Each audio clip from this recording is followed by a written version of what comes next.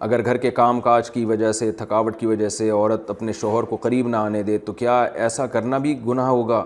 آپ صلی اللہ علیہ وسلم نے فرمایا جو عورت شوہر کو قریب نہ آنے دے اور شوہر اس کی وجہ سے ناراض ہو کے سو جائے تو اس عورت پر پوری رات فرشتے لعنت کرتے ہیں۔ وجہ اس کی ظاہر ہے کہ اللہ نے مرد میں یہ سیکشول ڈیزائرز بہت زیادہ رکھی ہیں۔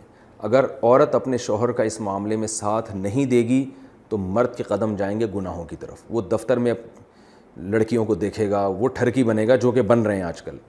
تو عورت پر لازم ہے کہ وہ زینت اختیار کرے اور مرد کو کسی اور کے پاس جانے کے قابل نہ چھوڑے وہ، تاکہ مرد بھی اس سے محبت کرے اور وہ ادھر ادھر جو منہ مار رہا ہے اس سے بچے۔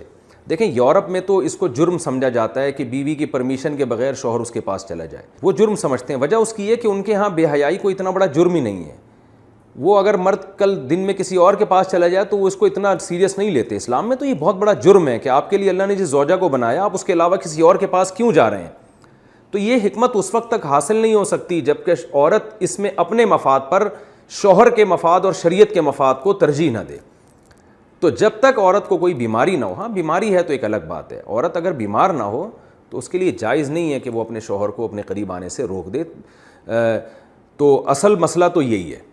لیکن شوہر کو بھی بہرحال یہ چاہیے کہ اگر اس پہ بہت زیادہ غلبہ نہیں ہے اور اسے گناہ کا خطرہ نہیں ہے اور وہ یہ سمجھ رہا ہے کہ زوجہ کام کاج کی وجہ سے بہت زیادہ تھک گئی ہے، اس کی نیند میں بہت خرابی ہوگی، تو شوہر کے لیے بہرحال اخلاقیات کا تقاضا یہ ہے کہ کہیں بھاگی نہیں جا رہی ہے، زندگی بھر آپ کے ساتھ ہی ہے، تو تھوڑا سا اپنی خواہش کو آپ کنٹرول کر لیں۔ اخلاقیات کا تقاضا ہے۔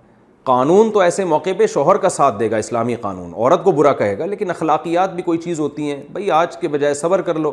تو کبھی کبھار اگر ایسا ہوتا ہے تو شوہر کو چاہیے کہ وہ اخلاقیات کا مظاہرہ کرے اور بیوی کو مجبور نہ کرے۔ لیکن بہرحال قانون یہی ہے کہ عورت کے لیے اپنے آپ کو روکنا جائز نہیں ہے، کیونکہ اس میں عورت کا کوئی خاص نقصان بھی نہیں ہوتا۔ انرجی تو مرد کی یوٹیلائز ہوتی ہے بہت زیادہ، تو عورت جس کا زیادہ نقصان نہیں ہو رہا اور مرد جس کا بیڑا غرق ہونے کا خطرہ ہے، اس کی نیند خراب ہو سکتی ہے رات کی اور پھر اگلے دن اس کو گناہ کا خطرہ ہے۔